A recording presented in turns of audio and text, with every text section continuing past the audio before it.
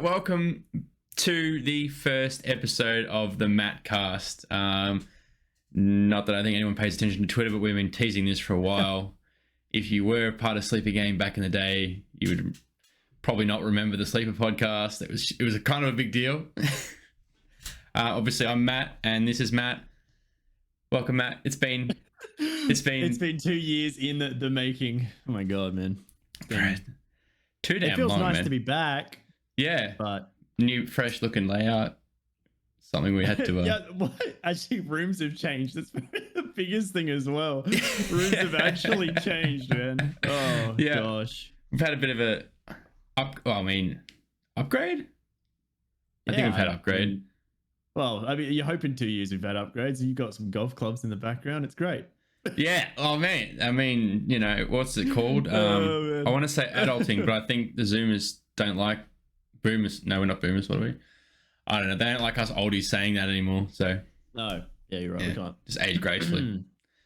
So yeah, anyway, this 2 years in the making. Post our last podcast, the Sleeper podcast, which is no longer. We now have the Mattcast. And this podcast obviously is going to be about gaming. We're going to obviously talk about new games, upcoming games, trailers, things we're playing, not playing, movies, TV, all sorts of things. Life shit, dude. Yeah. Just why not? Yeah. Because I think we're both past the point where, like, obviously the Sleeper podcast was good fun because we had that sort of one thing to talk about, which was, you know, Sleeper Game, and that sort of branched off in a few different directions. And I think from time to time we had a bit of a waffle session on whatever we were talking about. But I enjoyed it. And I think some of the things that came out of it weren't necessarily Sleeper related, which is why I think we need to do this as this, not that. Yeah, well, I mean, I think the thing we've always said is like we got to do that again, man. We literally we've been saying it probably once a month. Yeah. We're just like, we got to do that again, man. It's like, yeah, we got to.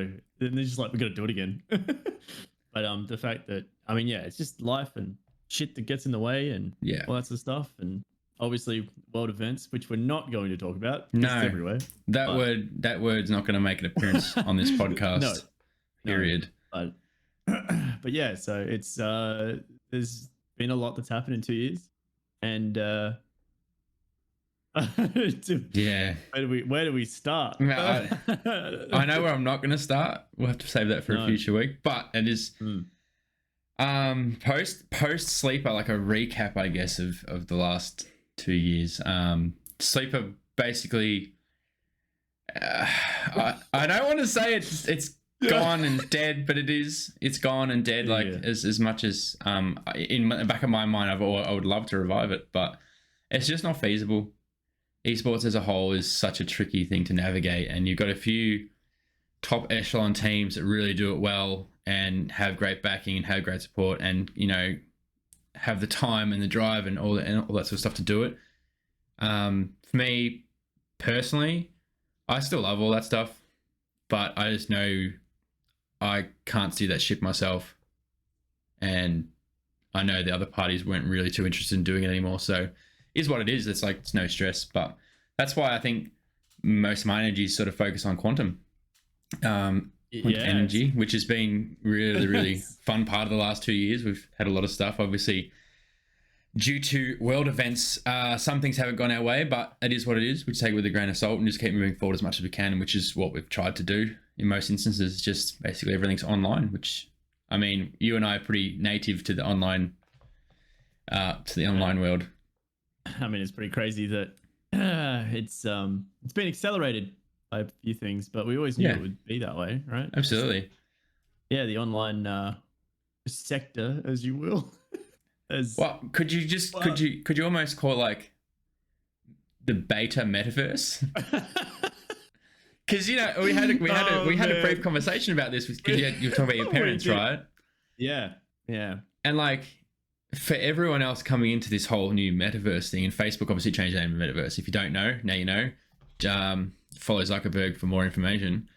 But have they changed it yet? I don't think they've changed it yet. Yeah. So Facebook is like the top group, and then you've got Instagram, Facebook, all that sort of stuff underneath it. So right. Okay. Yeah. But as you were saying, like your parents sort of like had a laugh at the idea. Yeah, I mean, a lot of people, I think, when you hear someone as successful as Mark say, I'm changing my business to Meta, like anyone in the gaming sector or whatever would literally just be like, what? What? What do you mean you have the Meta? Like, wait, isn't he the social guy? Yeah. Yeah. But I mean, reading and actually seeing what he's trying to accomplish, Ready Player One vibes. Yeah, it's really, like, in my opinion, should be taken seriously. 100%.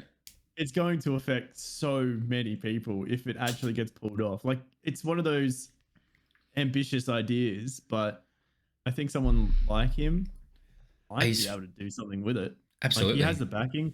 100%. He understands how it all, I guess, algorithm-wise works. Yeah. So, but yeah, like we've said, right? It's with the conversations we've had about it, to have it at a point where, like, we can have what's not to say that a Mark and a Jeff or a Elon all get together and just create this, like, massive multiverse of collaboration. And they call themselves IOI. Imagine that. Imagine that. Yeah. It'd be pretty. It would be insane. Like, yeah, there's so much potential going forward. And especially with how we've found how fragile the world is. Absolutely. Like, just for something like that to even fall back onto, it's kind of unreal. I mean, yeah, like, obviously I'm nowhere near at all understanding what Bitcoin and how it works, but obviously you've done it and you understand it's part of it. Yeah. And it's a rabbit hole, but it's very deep. The fact, though, that the conversation again, like, I mean, in the past couple of weeks, the conversation on Twitter has once again turned to that sector. Yep. And I wonder why. I mean, you know what I mean? Like, when there's money involved, I mean, look, that's the old saying, money talks, yeah? So when there's big dollars involved like there is right now, I think Bitcoin's sitting around $65,000, which is only a few percent lower than its all-time high, which is unbelievable for those that haven't been paying attention. For people that have been in the space since, I mean, I've been sort of, I like to say I've had my finger on the pulse since 2018, since everything sort of went to shit in 2017, 2018. Before that, I was into it pretty deep, and then I've just gotten back into it again pretty deep in the last month or so with everything that's been going on, just because now's a good time. Obviously, I really should have been doing it sooner, but here's what it is. But yeah, with what's happening in the crypto world and the crypto world, I think now they're starting to call it the Web3, which is all the new stuff that's happening, and Web 2 and even Web 1, like Web 1, I'm pretty sure they sort of define that as like your initial, like, websites buying and selling, market, all that sort of stuff. Then you got your social layer on top of that, which is 2, and then 3 is going to involve a lot of crypto. So the key players from 2 are now looking at 3 and trying to work out how to integrate the whole thing, so they can still stay relevant, which is the smartest thing to do, obviously.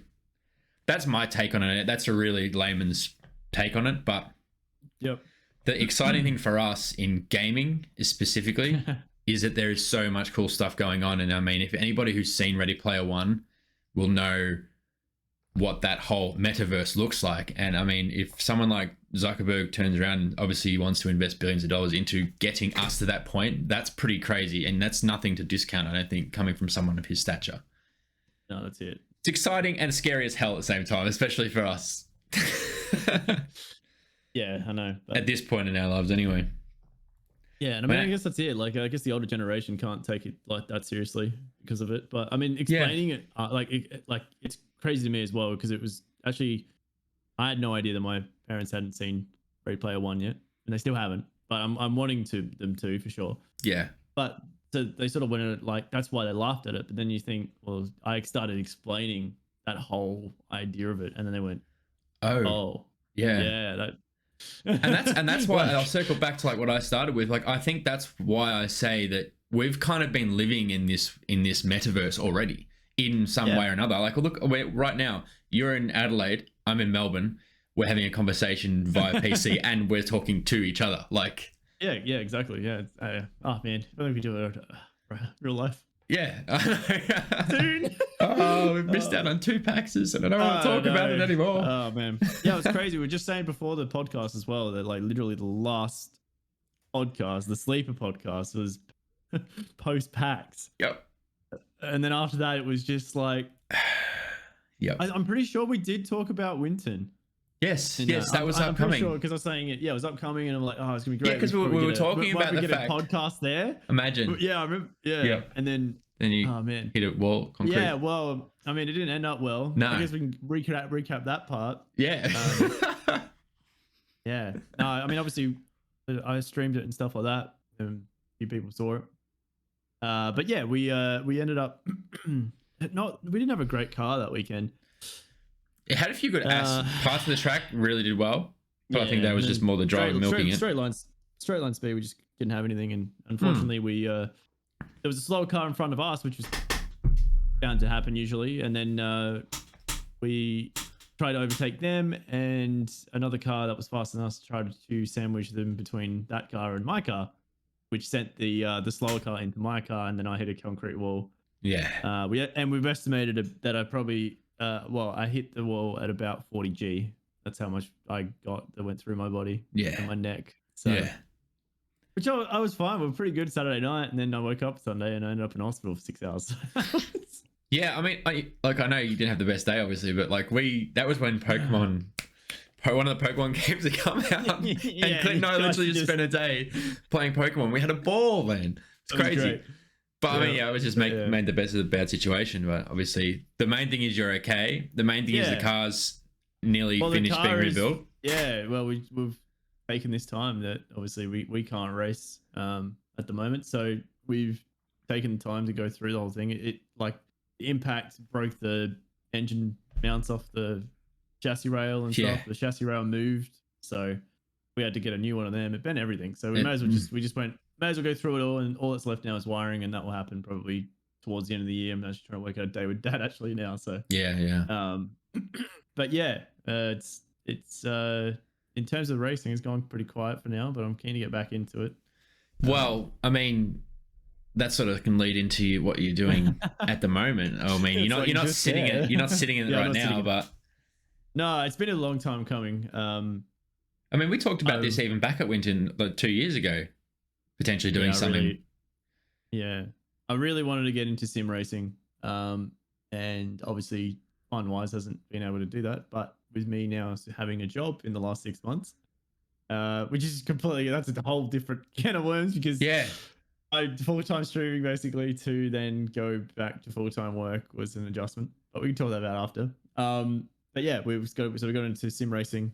I've just literally yesterday bought a sim racing rig and stuff like that. So expect streams in the future. Yes. Where I'll little be trying to a bit of iRacing and improving, and it I mean, there's nothing like it. It actually feels unreal. Like the amount of feedback, I'm so surprised now. Like I remember growing up with steering wheels and shit, and it was never like this. It was like just a toy, really. These aren't toys. No, it's pretty legit. Feedback. I was even just blown away yesterday with Forza on just the basic steering wheel I've got. Yeah, even the level of just like, I don't know, the level of quality now in these wheels, I just can't get over. And then even the quality of the game has improved. I think that's probably the bigger thing, is that they actually allow for that sort of stuff. Yeah. Although I will say that we because Matt and I played Forza yesterday together as well, and we were great on circuits, fine, no problem. But dirt was a big issue. Like dirt. We couldn't control the car, like the wheels at all. Like the car would literally just to go, yeah, we want to go this way. And I guess that's the difference between Forza is more arcade-ish. Like, yeah, you can set it up to be more simulation and stuff like that. Absolutely. It's nowhere near the level of like, say, the F1 2021. Or, I mean, and it's not even, that game isn't geared for that. I mean, it's meant to be that. No, it's meant to be a fun game. Yeah. I mean, that's had its own problems, Microsoft. Let's just... We're in 2021, right? Yes, can confirm. And I can't join my mate What is wrong with you, Forza? You can't join your mates in the metaverse of Forza. Like, what is that? But it's not even like, the crazy thing is, I would be okay if it was just one problem that we all had. But yeah. I have a different problem to Sloth. Sloth had a different problem to you. Yeah. Like, Stovey couldn't join us the entire day the other day. I'll be honest. The only problem I've got in that game is just being a shit driver. So, aside from that, I haven't had too many dramas. But then connecting with you guys between the Xbox bar and the Xbox app and the Xbox game and then the game itself, like they've all got different layers of connectivity and they just don't seem to sync. You have one of the best value of things out there on the market right now, the Xbox Game Pass. Like, it is by far the best thing out there. Like, you now also being back with EA, you know, like, so EA is now cooperating in they're playing nice with the other kids. Yeah, playing nice. The amount of games you have for like what, $15 a month or something. Pretty like that. good. I'm blown away. It's the best catalog too. 100% best. Oh yeah, best value by far that I've noticed. So like, you get that, and then you get to deal with the Microsoft Store. Yes. We love the Microsoft Store, don't we? It's just we love fantastic. It's the best intuitive designed UI that I've ever had my pleasure of dealing with. Oh, shit. Oh man. But yeah. So yes, that's what's been happening with the sim.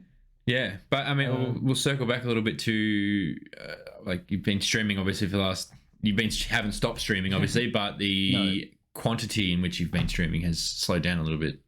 Yeah, well, at some points it's always stopped, but yeah, so I guess what it is just having to grow up. Like, yeah, that's basically it. It was getting to a point where financially I just couldn't do it anymore. There was just more life goals that I wanted to achieve. So full-time streaming, I gave it quite a good go, and that's still a pipe dream of mine. But it's just, you have to I don't know, you literally, the only way in my opinion now that you can make something of it is, like I've always said during whenever we've had these chats anyway, luck is a massive thing, because someone can just log on tomorrow and all of a sudden they're like 30 viewers, and then you're like they just started. How But that's generally because they have good support from their friends or whatever, which is like insanely good to start. That's unreal. And then they obviously move in, and then within like 3 months they're partnered, or they're known within a community, they've established themselves, and then they've either been a mod or something for a successful streamer and stuff. So but so obviously the pipeline dream of becoming a full-time job, it's had its ups and downs, that's for sure. Like, I mean, we it was about a year ago now, wasn't it, Outriders, I think? Coming up about now. It was October. So we had a bit of mild success with that. It was sort of like the first time that I kind of went like, holy shit, we had good, some videos that hit really well. I actually saw the potential when you actually get the algorithm right. It's really, really good. It's like, I wouldn't say it's easy, because you still have to make the content, of course. And I will say that mentally it made me question a lot about myself. It made me I had imposter syndrome. There was a big imposter syndrome. I get you. All my content, I felt like that I was copying almost everyone else. But really, when you think about YouTube after and all that sort of stuff, when I did it, we've talked about it, man. That's YouTube. It's literally what YouTube is. Really? Yeah. You put There's your no really original version of that. Same with music, basically. Well, oh man, so this is actually something I've been bringing up with Ash recently. Is every song she listens to the radio? I don't listen to the radio. I only listen to Spotify and music that I'm interested in listening to. And it's the occasional, I might listen to the occasional like new song playlist that pops up on Spotify. That's about it. That's only new music I get, unless there's a band or an artist I like that brings new stuff out. Now with her, she listens to the radio pretty much exclusively. So when I jump in the car with her, I hear these songs on the radio, and I'm like, I reckon out of the top 30 songs in that top 30 songs that they sort of play and repeat day in, day out, there's probably 4 or 5 songs in that top 30 now that are literally the same song, just with new lyrics over the top, and maybe like an added element to the song. It's crazy, man. It's like, I mean, obviously they have to pay royalties for playing the same music or whatever it is, but it's just crazy. Yeah, it's been pretty nuts at work actually, because like being back in a workplace where they play music and stuff like that, like radio, it's disappointing how bad music's become. Just that's probably a really controversial thing, but like honestly, I maybe it's me getting older, but I swear that the like 2010 to like 2014, 15, there was so much original shit, like, and it was like in every genre too. Like, you know, it was just a good time of music, and I feel like we're gonna have that happen again. Absolutely. I just don't know when, and it's definitely not now, because it's like, look, people that are 10 years younger than us, and in that time period we would have been like early 20s. So people in their early 20s now might think the same in 10 years. Who knows? Yeah. But I'd like to think that I listen to a bit of everything, new, old, whatever, and I enjoy a bit of everything. Not stuck in one thing or the other. And that's what I'm noticing. Like, the originality is just not there for a lot of music. But that might also be because of, you know, things like Spotify, where markets are now more oversaturated than they ever have been, because there's no gatekeepers. Anyone, you and I, can put music up. Funnily enough, we have. we have. We've dipped our toes in it. We have dipped our toes in that. I think we need to talk about that later. I need to do more on that. Yeah, we need to talk about that. We'll talk about that. We'll talk about it after the cast. That's it. But yeah, if you guys do not know, Lawsuit Beats and Backdrop Beats, as well as there's another one, isn't there? No, there's not. No, Lawsuit Beats. Yeah. Lawsuit Beats and Backdrop Beats. Basically, it is copyright-free music, and we're going to put a shameless plug in our podcast, because this is the Matt cast, and we are Matt and Matt, and that's what we do. So if you need music for streams, YouTube videos, it's on Spotify, it's on Apple Music, it's everywhere you find music now. So if you want to use it, use it. If you don't want to use it, don't use it. Totally cool. And basically, Lawsuit Beats is more your chill vibes. I guess playlist, sort of lo-fi stuff, and then Backdrop Beats is basically your more EDM, synthwave, electronic music. We'll obviously go into more genres eventually, but that's a conversation, I think. That's Oh wait, and that's the other thing as well. That, like, I mean, obviously, we have got that idea from a particular person who I may have copied hairstyle last year. But man, what a smart guy, honestly. But he's like, and you know what's really interesting to me, actually, because what actually got me into the conversation just then is, I swear that there's 3 songs now on the radio that use his like music. Really? All very similar. Like, it's almost like the opening part to their songs, and I'm just like, "Oh, Harris Hell is on the radio," and I'm like, "Oh wait, it's not him." No kidding. It literally sounds like some of his opening. Well, I mean, technically, his stuff is all copyright free, so you can do that, and he'd be happy for people to do that, I think. Yeah. I don't know how it works. That's crazy, dude. I know. Sometimes, man, I've gone like I've literally gone like, "Yo, what?" Because like I'm so used to using that music for like streaming and stuff. Yeah, of course. Yes, you listen to it all the time. I'm just kind of like, wait, what's going on? Like, no kidding. Bloody hell. But that's that. I don't even know how we got to Harris Heller there. Music, Lawsuit Beats, things that we've been doing. It's in the category of things we've been doing and stuff like that. And that comes back, it sort of circles back to your streaming, which is still going. See, I still want to keep going. Like I said, at the moment it's pretty difficult at the moment because work is actually quite. You've been under the pump at least the last month and a bit. I've noticed. I've been making machines, robotics. So it looks like we're gonna get more of in the future of other things too. So it's good.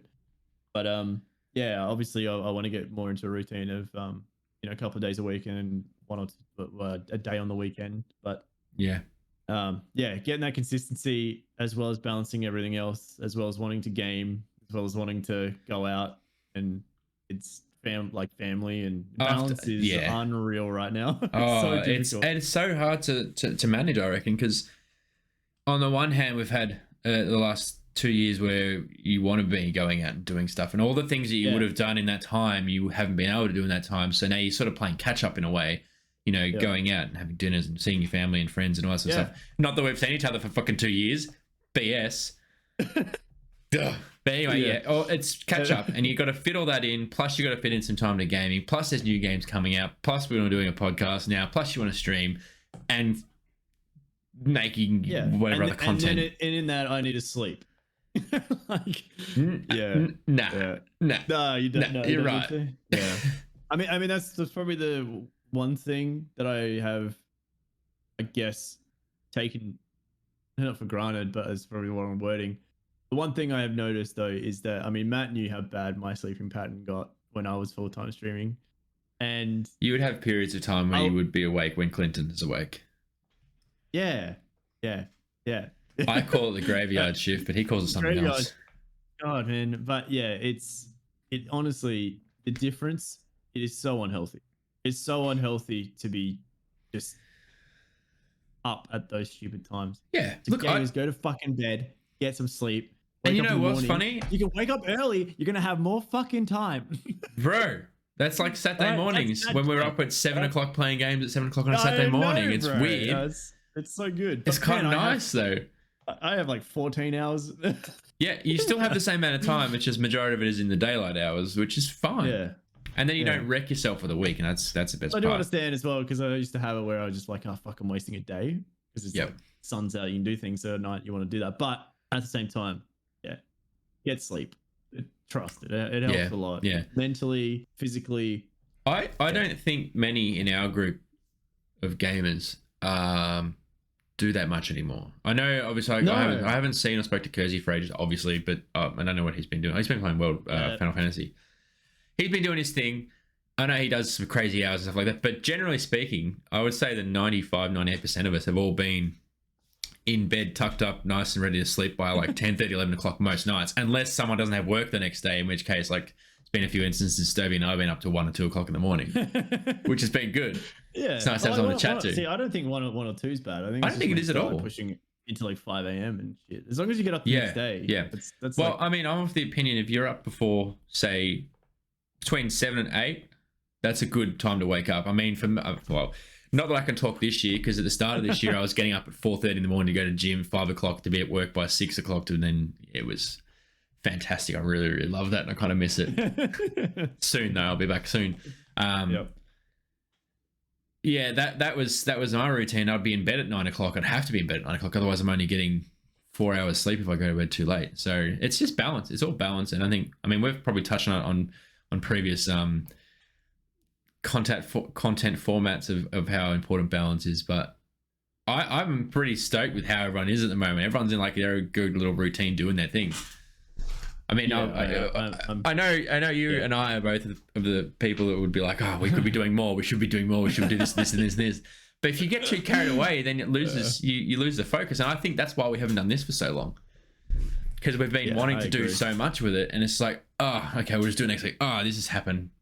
Blah blah blah, so on and so forth. It's 2 years later, just like you gotta find a starting point. You just go start here, and then build up to that. Yeah, that's like what I said before we even started recording this one. Is I'm like, I don't know how we're gonna start this, but I'll just press the play button and we'll work it out, and that's what we're doing. Exactly. I'm pretty sure that's pretty much how all Sleeper Gaming's podcast went too. But that's majority of the time.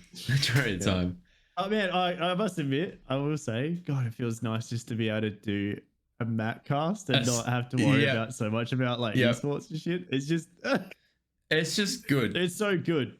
It's so good. Yeah. Like we've literally like no shit. There have been conversations we've had. We're going, fuck, that would have been good for the podcast. Yeah. Oh, heaps of times. Like heaps of times. We've done so many things, and it's like, oh man, if we're doing a podcast, and this conversation, this narrative hasn't stopped in 2 years since we did the last episode. It really hasn't. It's like it's just been there, but we haven't done anything about it. We've had some weird fucking moments, but yeah, damn right. standard behavior between us, I guess. Yep. I guess we should talk about what we're playing at the moment. Because I mean, we've been around we've done a lot of different stuff in the last couple of years. There's been a lot of stuff happening, a lot of good stuff, a lot of bad stuff, and everything else in between. So it's nice. I feel like everything's in a pretty good space right now. Moving forward, with a lot of great games coming out. A lot of great games have come out. Yeah. I mean, we've all dropped some blunders. Yeah. Do we want to talk about Forza again or what? Nah, we'll go past that one. Let's talk about New World for a sec. That game came out, and I'm pretty sure there was a lot of expectation behind it. And personally, I wasn't disappointed, and I'm still not disappointed. I really, really like the game. I've put I don't know, nearly 200 hours into it myself, and I know that's only scratching the surface on what I know a lot of people have done, especially like if you're at level 60. There's a lot of stuff to do, which is awesome. But that game came out, and aside from, I mean, I know the server side of it was really, really dumb. And again, it's 2021. How do you screw that up? How does a multi-million, if not $100 million, billion-dollar company F that up? That's crazy talk to me. It's just, what do you mean? It's an indie studio. Oh, that's right. Yeah, they're same as Bungie. Same as Bungie. Yeah. Just small. Yeah, they only just got into the game, you know. That's crazy. So crazy. I mean, to be fair, it is Amazon's first IP. Yeah. Look, you know what? Do we cut them slack for that? Because they're Amazon's first IP and they could have hired any game developer in the entire world to do it? Yeah. I don't think we give them slack. No, we don't give them slack. But for what they delivered, even though apart from all the issues at launch and stuff like that, in terms of numbers, right? They've lost 500,000 players. Yep. It's about 100,000 left, right? Yep. So in terms of that, that's really looks really bad, right? But you got to think as well that this was a game that was hyped up for fucking 5 years. Yep. They had betas, alphas, etc., whatever they had in them to get the hype. They had big, massive content creators making that content for alphas and betas and saying how good it was. Mm-hmm. So then, of course, it was going to drop, and then all of a sudden there would be X amount of viewers, and as well as players, right? So I feel like if you're am I disappointed in it? Probably not. No. I'm not disappointed at all by any means. Like, I only started paying attention to it probably when the beta, it was late 2020. There was a beta out, and that's when I first sort of saw footage. I was like, oh, this looks pretty cool. Yeah, because Kersey, I remember, played it. Yeah, that's right. And they were finding like 200 ping, and I was like, well, to be honest, watching it really didn't interest me.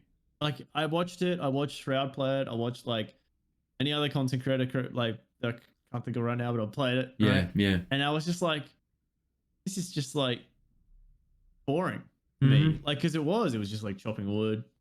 Yeah.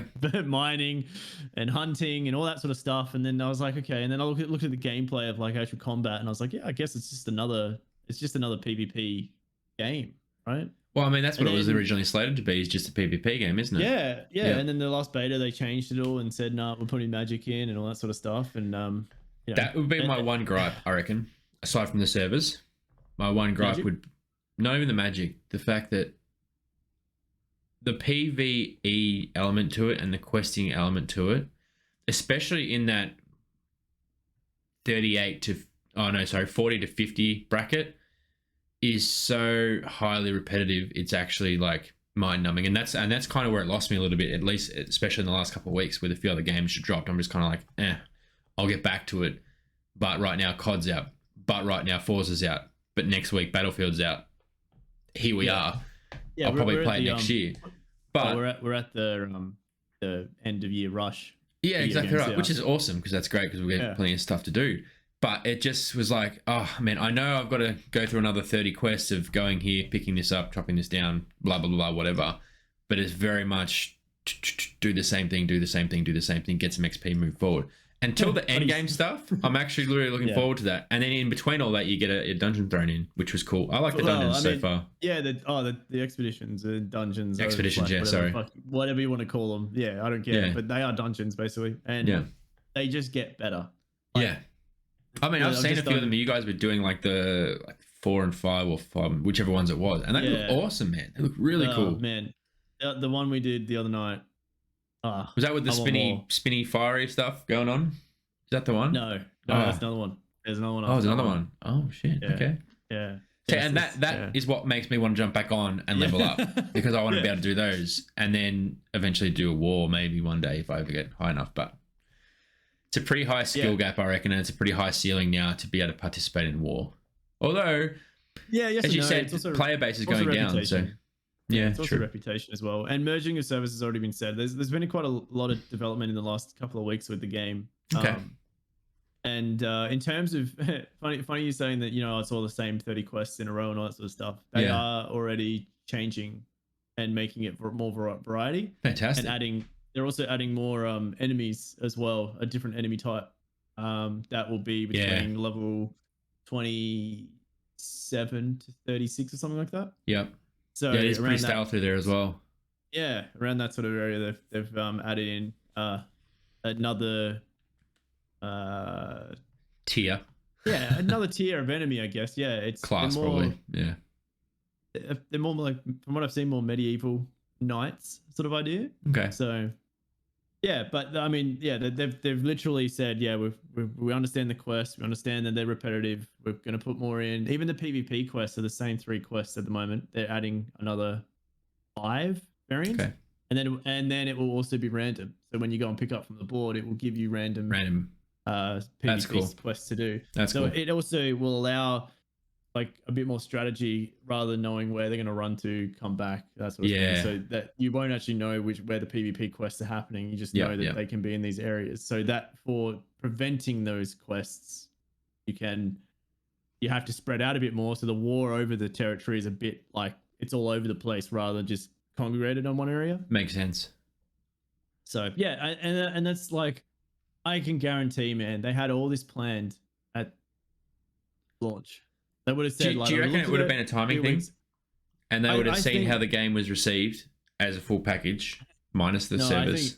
I think that's the issue, the servers. If the server issue didn't happen, they would have been a rollout quicker. There would have been a rollout quicker. Yeah, I reckon they had it. I reckon they had it all there, but because server transfers and server issues happened, they just couldn't. They literally couldn't. Do you reckon they're a bit pissed now the fact it's like, you assholes screamed at us to add servers and add server hopping, and now you've all gone to other games? Are you kidding me?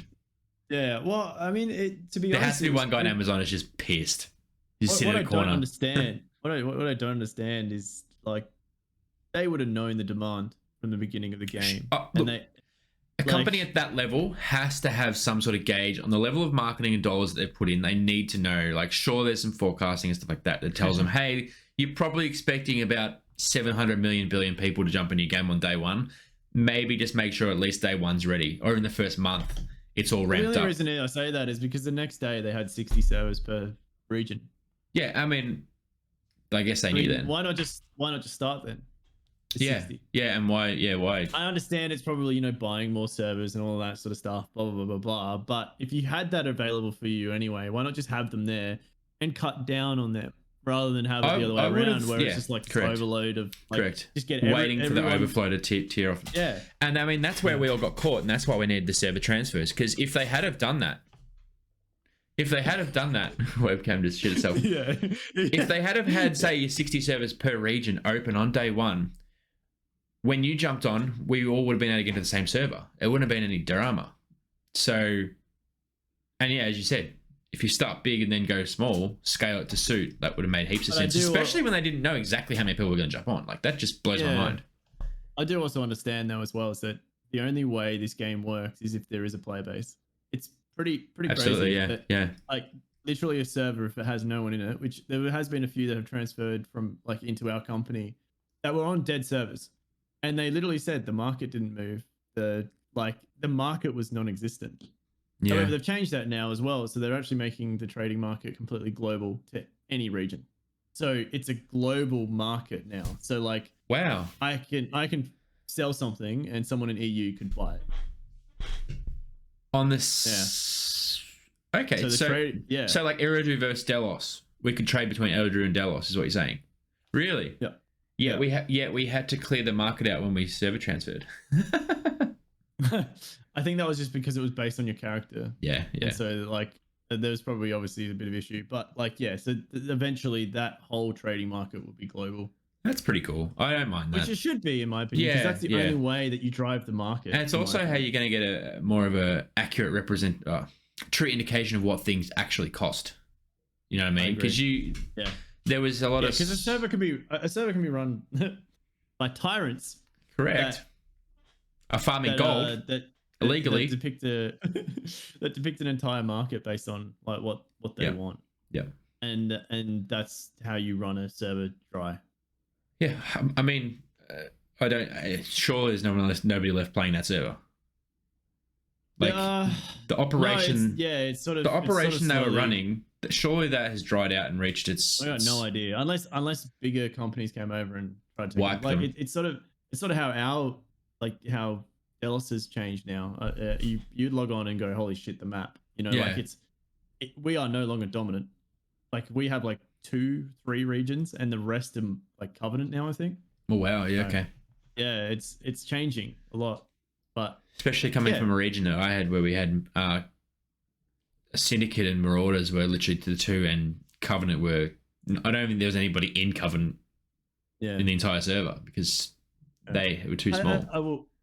I guess like just before we move on, but the thing with New World that I think's the most exciting for me, like a lot of people have dropped off because they're not really interested in the PvP side of it all. They're obviously the PvE content was what they like and there wasn't enough of it, but they're obviously going to bring more in.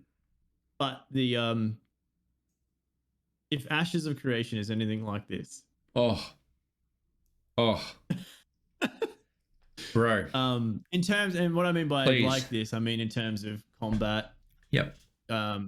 If the way that they're setting up questing and nodes and stuff like that, like I don't know what it is about you and I with our mates and go to an area and be like, we want to make this our home. Yep. And we do quests in that area. Yep. To upgrade the settlement to make it our home. Yep. And then if we are all like say we're all high elves, for instance, just theoretically, the aesthetic of the town starts taking on a high elf look. And I just go like, that's so good. That's what Ashes is building, isn't it? Yeah. So like if enough of our guild members contribute to said settlement and it turns into a castle or a keep. That's right. I remember saying that. It's influenced by us. Yeah. Yeah. See, as you said, if they can sort of match, or call it the intensity, if they can match the intensity of Amazon Games New World, in Ashes and really nail it. I mean, I hope they're taking notes with this drop. I hope they're taking notes, man. Or no, to be honest, I think they've done we're onto it. We're doing it right. We're doing the right thing. I reckon that's the conversation they're having. They would have watched New World and gone, okay, it works. It's just that this and this has to work for it to be returnable. And then on top of that, you have the scale of PvE and then PvP as well. The PvP in PvE in Ashes is going to be a lot more fleshed out. I don't know. It's just like the concept of even so there are wars essentially. The idea of a war going for a node, right? But just the fact that an area has to have a PvE team and a PvP team is blowing to me. And it's almost the same amount of force. If you want to go and get the buffs for the dragons that spawns for the PvP guys, they need to protect you. So the PvP and PvE communities have to actually work together. And to me, that is perfect. That is actually perfect to me. Yeah. I think I would just say if Ashes takes notes about what everybody disliked about this, and they obviously they've got time to implement and change and do whatever they need to do that, plus add in their own little quirks to it, which I know they already have a lot more depth to it, they will obliterate what's left of New World by that time. It won't be a contest. It won't even be a contest. No. And I don't think you might have maybe one server full of people globally. Simple as that. Yeah. Because there's nothing. I don't think there's anything in New World that will keep you coming back long term, unless they add some really massive change. Yeah. Because how many? I don't want to compare it to Destiny, but obviously completely different games. But how many times will you run the same? How many times will you run the same dungeon or the same raid? I mean, obviously a lot with speedruns and stuff like that, but it gets to a cap. I mean, how much do you play Destiny now compared to when it was full swing? Minuscule amount. Same as all the guys, I think. I haven't played Destiny in a month and a bit. Yeah. Because I'm waiting. I've done the content that I wanted to do. Yep. I haven't touched honestly, I haven't touched a raid in 2 months. Yep. Yeah. I just have there's no point for it. There's no reason to. And then that's the thing. If there's a point for you to keep coming back, that's the thing with a video game these days, in my opinion. If they give you a reason or something, like literally dangle the carrot out in front of you, you know, and that you can, like, it's achievable, but it's just going to take a while. Yeah. That's going to keep me coming back. That's going to keep you coming back. It's going absolutely keep, like, it's just our whole group. Our whole group of friends that play it. You put your focus to it, and you achieve that. You go, fuck, I achieved that. Okay, I did it. Yep. You know, and but it's like the first time we finished the dungeon. It's so good. Yeah. Oh man, the first time you finish a dungeon, man, and you just like, it's taken you like 4 goes, and you're down to your last repair kits and shit. And you're just like, and it's like, oh god, like, oh, it's fucking good, we got it. Like, it's honestly, that's the best part of it for me at the moment, is just that satisfaction of. Absolutely. It's gonna be, I can't wait for that game. Yeah, there's a lot of good stuff going on in the older MMORPG space, which is super exciting. What about the shooter space? Call of Duty. Dare I say that word on this stream post sleeper, but we've basically skipped a whole generation of COD. We skipped Cold War. I played it a little bit. I quite enjoyed it. So Sloth did say that I played it. I think I might have played it like right Cold War. Even the beta. I think he played. I don't think he played the main game. I'm 90. No, I didn't. I did not buy the game. No. I think I mean, you got to see about Blizzard account. Yeah. I think. So yeah, I skipped Cold War. I played a bit of Modern Warfare. Well, there wasn't one after Modern Warfare. It was Cold War after. So Modern Warfare, Cold War, and that's right. Vanguard, the newest, latest, and greatest Call of Duty, are all built on. They're all definitive, or World War II Definitive Edition. But anyway. They're all built off the Modern Warfare engine. And I think that's smart. And I think there's a lot of good things to it. And there's obviously some bad things to it, because I don't think everyone was super happy with the MW engine. But the fact that they've been able to play it for 3 years straight isn't too bad, with different skins effectively. Vanguard. I do like, it's obviously all based for Warzone. That's literally the selling point. And I think that's why they had to do it that way. And you know what sucks? Yeah. If BRs didn't happen, if BRs didn't exist, Warzone doesn't exist, where the hell is COD right now? Like, I think we'd have much better games. I honestly do. Yeah, I honestly do. Agree. And look, whilst I know a lot of people love Warzone, I know just as many people hate Warzone. I'm in the in-between category. Purely based on the fact... Yeah. Purely based on the fact that I can't jump in and know it's going to be a fair gunfight every time. I don't care if I get shot in the back by you or another player or whatever who's just better than me. Sweet, no dramas. But when that game is rampant with hackers, it can go and get fucked. That is just bullshit. Again, it's 2021. Yeah. Let's not forget that, because 2021 without anti-cheat is just not it, Chief. It's too, like, come on. I mean, I think they have now. There will always be a program, like, there will always be a site that offers it. Yeah, but for sure. It's just what are you doing to try actively and doing Activision? Yeah, Activision. You don't have to worry about Destiny anymore. That's gone. Yeah, dickheads. That's probably why it's gone. Anyway, yep. Oh shit. What do we like about COD? I like the feel. I do like the feel. There's nothing like it, is there? No. The shooter literally is like... Yeah. I'll be like, you want to play some after this? Like, yeah, we probably will be tonight. That's my plan tonight, yeah. Yeah, literally. Because it's just like, so obviously because I've started work and stuff, like, again, and all that sort of stuff, and it's gone in. I literally said to Matt the other day, like, dude, I'm going to get Call of Duty. And he's like, what? Why? Like, literally... Are you serious? I have a message here, I think, and he's just like, why? What are you doing? Like, in all caps, like, it's like, yeah, bro, I don't know. But it literally is, because it is one of those games, issue with, like, say, a New World game or even a Destiny game, you have to log on, and there's like now what do I do? I've got to do this. I've got to do this. I've got to do this. And after a fucking whole day of work sometimes, and you're doing that at work anyway, you don't want to do that when you get home. That's the thing. You have to think. You have to plan what you're going to do. And if you don't do that, you end up walking around for 2 hours doing jack shit. Yeah. Because you didn't plan it. And that's the thing with that game versus COD. Yeah, so you almost have to plan during your day of work. And if your work day's completely fucked, then you get home and you're like, I don't want to fucking play anything. Yeah, you can't bother. Then that's where, like, say, Call of Duty comes in and you're just like 10 to 15 minutes usually, if you want to. Yeah. And then you can just shoot some shit. Yeah, you can come home and play a couple of games, go to bed. And that's why I've always sort of been drawn to it, even in the last couple of years when us as a group haven't really played that whole much, and we've sort of is not English. We haven't been in that space of people playing these kinds of games. We've been more playing like League of Legends, and God forbid we talk about that right now because I haven't played that for months. But I miss League. So I kind of want to get back into it. Yeah. But and that's why I've always been drawn to those kinds of games. Like even Rocket League, for example. Like Rocket League triggers me like nothing else in this world. Yeah. Like I'm married and nothing triggers me worse than Rocket League. But being able to jump on, play 1 or 2 games in 20 minutes and jump off is fun. I don't know, you don't have to think, you jump on, kick some balls around, you shoot some bodies, happy days.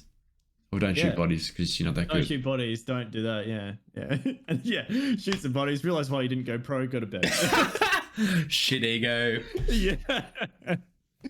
Oh man, but yeah, so it is one of those games for me, like pros wise, it literally is that. You're able to log on, get it done. Yep. Right? Yep. And then the cons. I will like say, Vanguard cons. Vanguard cons. Vanguard cons is its maps. The maps are trash. I see, and I'm not reversing my opinion on it because I'm not a massive fan of the maps. However, I did listen, and I'm going to bring this up again. The Optic podcast, I listen to it weekly, and anything Optic, I'm just a big fanboy. So he's a big simp. A massive simp, especially for Shotzi. He's good, isn't he? He's amazing. I saw them talking about it, right? And because on the last podcast, they're like, so what did you like about it? And they're like, the maps are great, rah, rah. And I was like, what? And then Hecz like, what? And they're like, well, they are unique maps. And I was like, good point. The only thing that they didn't like about it was the verticality of it, which is the main gripe I have with it as well. Aside from that, yes, they are unique maps, and they are actually pretty cool, and they look really pretty for a World War II game, which, again, anybody who knows me knows I'm not a massive fan of the era. But in Vanguard, it's not as bad as previous. I will give it that. There are some complete shitter maps. I'm talking about that stupid goddamn submarine. Sub 10's a bit how you going, but that is because it's a 3-story map. Yeah, that's not right. In like a Nuketown sized map. Yep. That's it. It's literally the submarine in the middle. You got a left and a right, and then it's just like a bottom, a middle, and a top, and you're just like, where the fuck do I look? That's literally and then sometimes I've literally even questioned, how have I died? Like, where have I actually been shot from on that map? Yes, you have to wait for the kill cam to work out how the fucking hell you died. And it's some dude at the back of the map on top of the submarine. You're just like, mounted on a box. Never gonna see him. Cross mapping you. It's like a dickhead. There was one. There was actually a con that I had. In terms of the maps, like I said, so some of them are like, I did say all maps are trash. I will say some are trash. Others aren't bad. But the only thing is, the other maps that aren't bad are already maps that existed in World at War. Correct. They've come back. And those maps, the way that they were designed, were for pubs. Yep. Like, I'm makes sure sense, doesn't it? That's when Dr. Disrespect was playing, like literally employed. Like that, there's a reason why they play so well. Yeah, that's right. But yeah, the other con I really had is, I don't know if this is a new thing to Call of Duty, and I kind of do hope that maybe someone can like either tweet at us or say like, hey, you idiot, it is right. But I swear nameplates never used to be this invisible. Right. So when you used to come around a corner, you knew exactly where someone was because their nameplate would just appear. Yeah. Right. But these bigger maps or even some of the smaller maps, that you are literally like looking for the other player, and even if you're aiming at them, it won't always come up with their nameplate. Yes, I think. I mean, look, this is Like, I don't know. limited game time. I just With limited game time, I'm pretty sure there's actually a perk in the game now that boosts that. right, yeah. And so if it's perk related, that makes sense. So I haven't just played enough of it, I guess. Yeah. But I know 100% know what you mean. Comparing it. Sometimes you have to look around, and I get you can't see people. You're like, well, what's going on here? And then you die, and then you just like, well, what the hell? And you realize that the guy was like in front of you. Yeah. Maybe I'm blind, but at some point, sometimes we just pointed our glasses. Some points, I just find like, I swear, man, that should like to me. It's gonna sound really like in the jetpack era, you would know. Like that's why I think Black Ops 3 was so good. Black Ops 3, you'd be able to jump up in the air, see a name, and then do I go that way? Do I go that way? But by the same token, the person, if you're in the air doing that, the person who you're trying to shoot was able to see you as well. Correct. You weren't just some mythical flying creature out of Narnia. God forbid. Yeah. Even in IW was the same idea. Like I actually remember. I mean, obviously IW for me is very. Like I remember it quite well. I mean, that's the only game we got to play LAN. The only game we got to play LAN on, man. But what I remember is the nameplate. When you ran, it would bob with you. Like the nameplate would actually go up and down, up and down.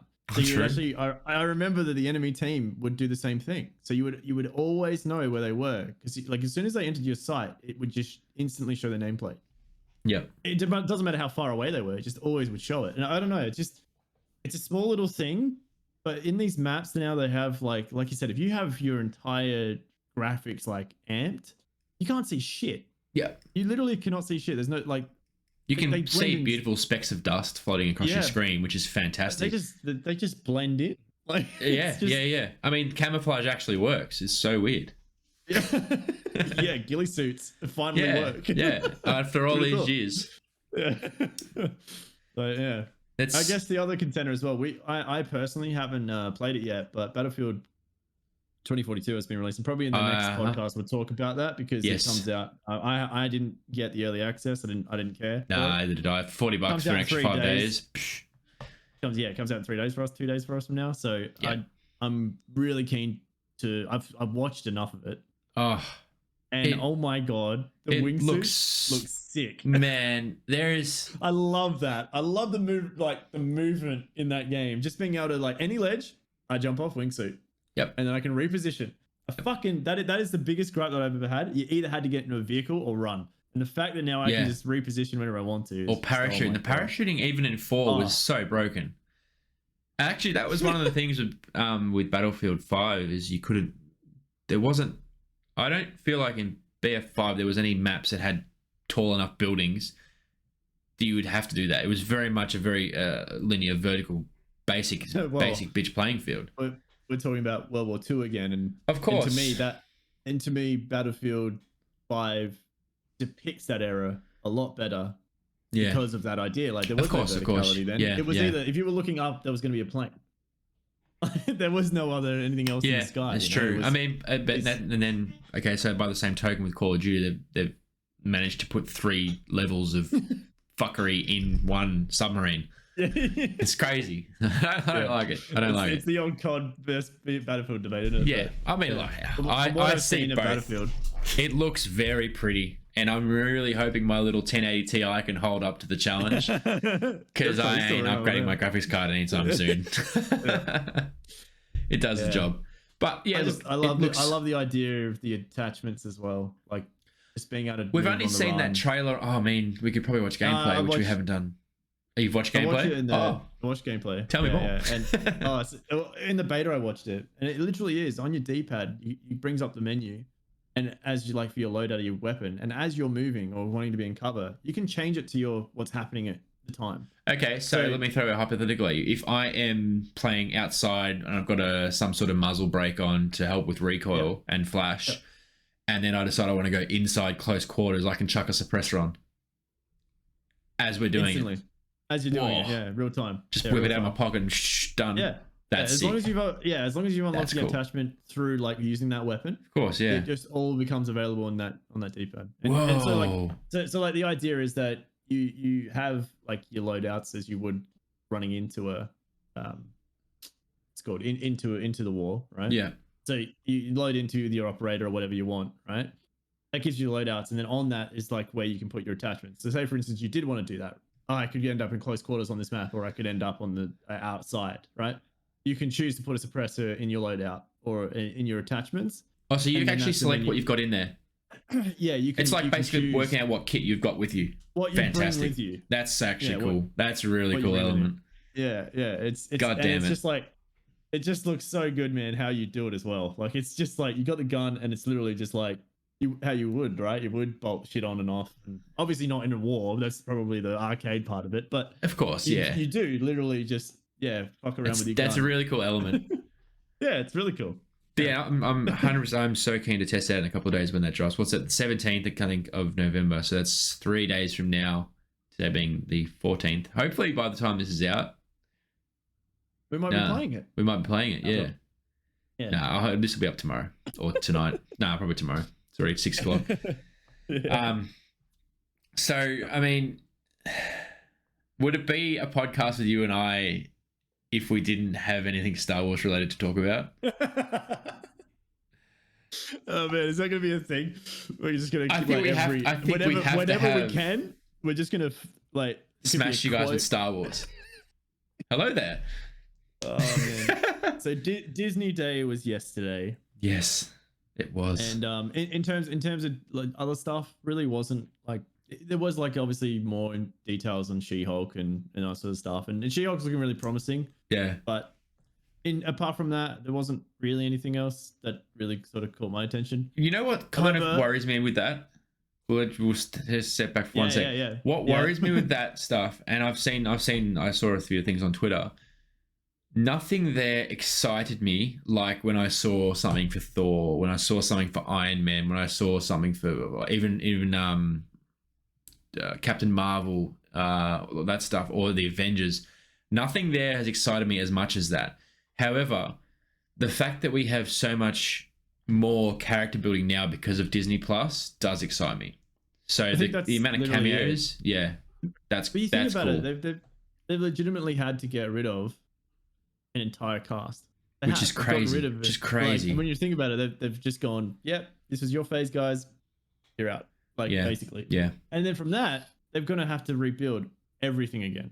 Like that's it, right? Like that's why it feels like underwhelming at the moment, because the only characters really we have in the MC, like the movie verse of it all, is Spider-Man, Shang-Chi, Captain Marvel. I think that's it.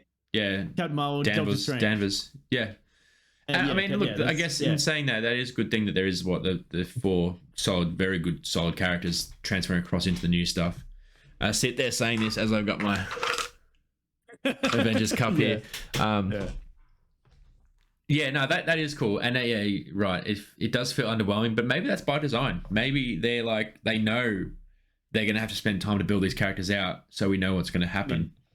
Yeah, I mean, and I haven't been disappointed with one Disney show yet. Like Loki was unreal. True. Yeah, that was so cool. And WandaVision is like, I can't wait to see her story. I honestly cannot wait to see where it happens next. And I mean, Falcon and Winter Soldier. That's cool. Like saying, that is, man.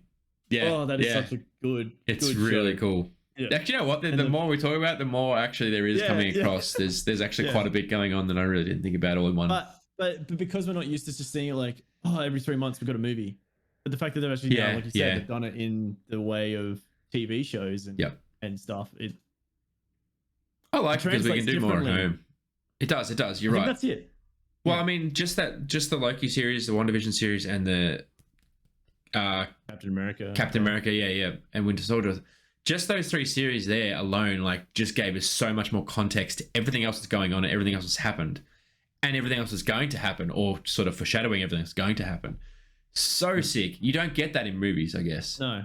Yeah. And I think as well, like, obviously what's happened in the last 2 years, I think that also did stuff them up entirely. Yeah. I think like Black Widow was meant to start it all. Yep. And they had to change the script. Like, that's a big thing that they had to change the script for. Yeah, like, it's true. Reshooting, all that sort of stuff. Reshooting, yeah. Not to mention they launched on Disney Plus and pissed off Scarlett. Fuck. Oh, poor lady. That's so shit, man. So shit. But yeah. But the old fella. The old Kenobi. Kenobi. You guys haven't seen it as well. When you do not want any spoilers, tune out now. Do we have spoilers yet? Anyway. Yeah, it wasn't a long teaser. Well, if you haven't seen it, if you're literally staying blind, then just tune out for the next probably hour. No, I'm kidding. Probably for the next as we tick over an hour. Yeah. Because it's pretty hype news, obviously. Yeah. And now, so this is literally in the making for probably the last, I think, year and a half. They've been teasing Kenobi will be a thing ever since. And Matt and I have been teasing that we're going to do a podcast about it. And I'm 90% sure every time we bring this up, this is what happens. But can we... I have one thing that's in the top of my mind, right? And if you don't want any teasers, please tune out now, because I'm about to tell you what happened not even what happened, but what's been foretold. Happening. Ewan McGregor and Hayden Christensen are going to suit up as Obi-Wan and Vader and fight again in this TV series. What the what? Yeah, and in terms of I don't know if I can. In terms of law, we didn't. This shouldn't make sense. We didn't know that they fought. Yeah. Before, episode 4. We didn't think they did. No, episode 4 was we've seen him go into hiding. He goes into hiding, and then he comes out of hiding. He accepts that this is it. This is what I need to do. That's his, and everything between is nothing. But now we're about to find out everything between was something. Something, yeah. And that Vader knew about Ben. Yep. He knew he was alive. Thing to it. It wasn't like Vader was the first time going, oh, it now makes sense that he would have sensed Ben. He would have gone, it's my old friend. Yep. It all just makes episode 4 even that much better. It's unreal that they've done it, and it's from a teaser. I know. Not to mention all the other bits and pieces. We've watched the series. Especially Rebels, we've played Fallen Order, so we know there's a lot of stuff going on post episode 3. There's heaps of stuff going on post episode 3 leading into 4. The coolest part about it all is the fact that we're actually going to get a live action Ewan McGregor on Hayden on the Disney Plus screen. I was going to say the big screen, but depends what TV you got at home, I guess. I don't think you know this actually. Oh shit! It doesn't say it in the teaser.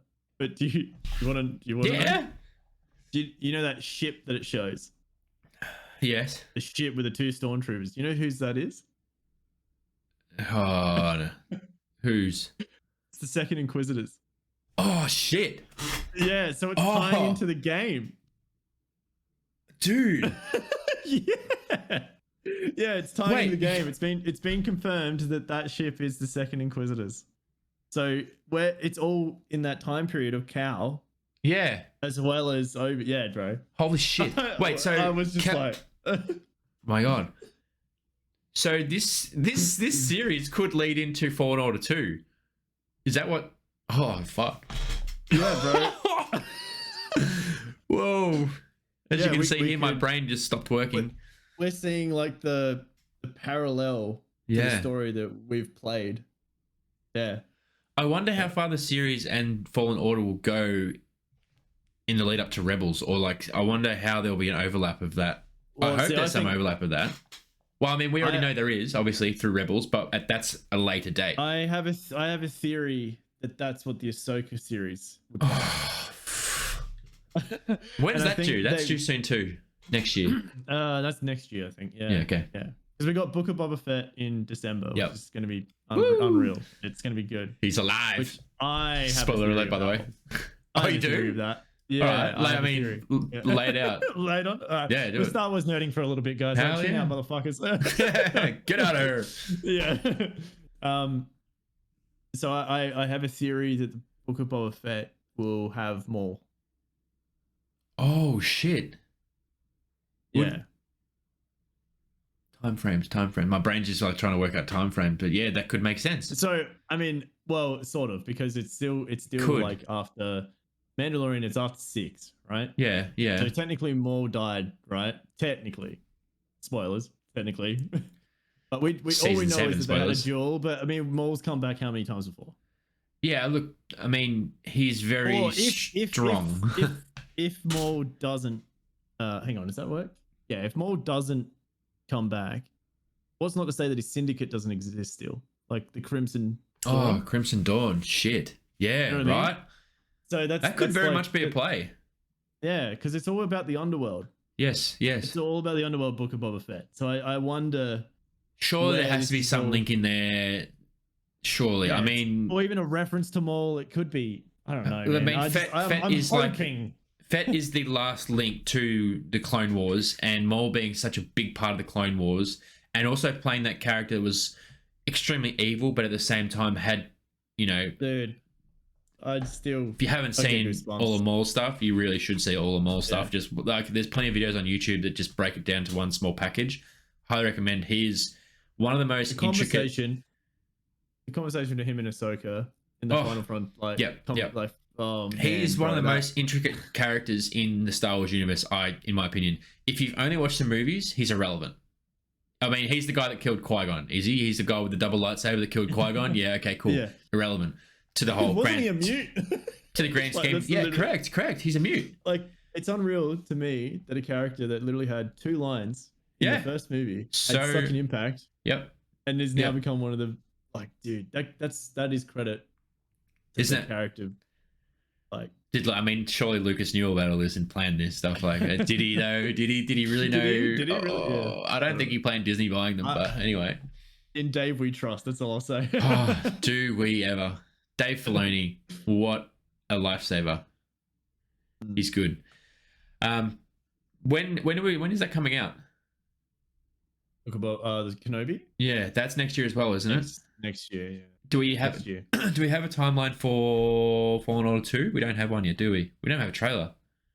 No, we don't have anything for Fallen Order. Can you imagine if the trailer of Fallen Order 2 was at the end of Kenobi? Spicy. That's spicy. I will look back at this and be like, yeah, I called it. It would make sense actually though, like because we know what happens. We know the fate of the second sister. Yeah. And second Inquisitor. Sorry. Yep. But we don't know. Yeah, it literally would work perfectly. It would work perfectly because imagine if Kenobi. We know. Oh my god. Well, we know. Can you imagine if the whole reason Cal survived and got out of there is because of Kenobi? Not just because of us. Just because our extremely superior gameplay abilities. Yeah, because all of us. Well, yeah, I must admit that like the only thing that my only like pet peeve about the entire game, like we versed Vader at his strongest. Yeah, like, we should have got absolutely railed. We should have absolutely got destroyed. Like, there should have been no doubt about it. I mean, they showed like I said, that ending scene. It's the same. It's on the same caliber for me as Rogue One. Yep, absolutely. Right? But like the fact that they show that he can break apart a bridge, and he's just like, you know, walking slowly forward towards us, and then there's just like all of a sudden he's gliding. And you're like, okay, cool. Like he's just better. He's built different. You know what I mean? He's built so much different. Oh, I think we can thank Sidious for that one. Man, that game, man, at the ending of it. But the other thing that's really interesting is at the end of that as well, Cal does have a holocron. Yes. And he destroys it, right? Yeah, they destroy it. He decides to destroy it. But it wasn't to say that he doesn't like remember it. Like he could have absolutely memorized it because he's a fucking Jedi, right? Correct. But so then he would know where Obi-Wan is. Shit, yeah. You know what I mean? This can all so work. much. I think that the timelines match up perfectly.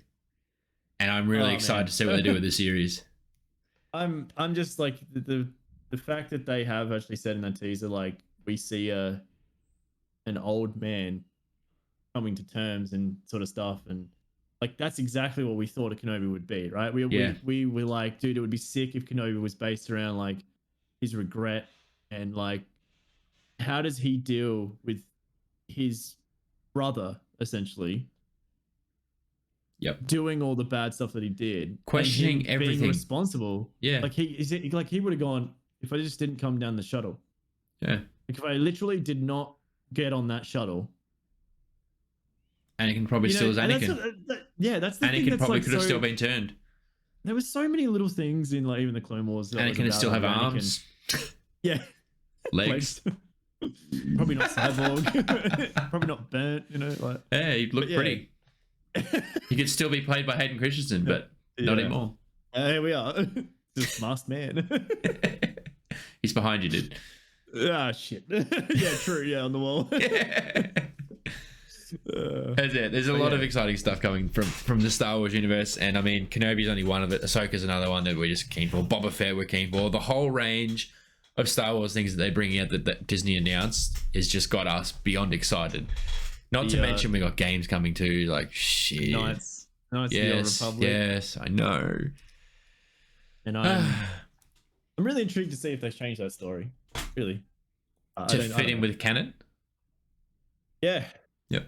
Yeah, like because obviously if they want to revamp it, who knows? I mean, the fact that like we always said it was weird that even pop vinyl wise, they've had how many pop vinyls of Darth Revan? Oh, 100%, 100%. All the time, and I just don't understand because in terms of their lore, it doesn't make it's all legend. It's not canon. Correct. Nothing about Revan is canon yet, although there's a lot of Revan legit stuff. I mean, he's in the game for Christ's sake. He's in Galaxies. Galaxies, I mean. Yeah, so what Galaxies, yeah, true. That's a canon game, is it not? It is. What is SWTOR? Is that canon? Don't think so. Does it keep writing the script for it? I know, it's very strange. But I don't think it's Disney. I think I'm not sure actually. We'll have to look into that. We'll look into that for the next podcast. They'd have to be, right? Because everything's under LucasArts. It's still LucasArts. But there might be contracts and stuff like that in place that they have to write it for X amount of time to fulfill such an agreement.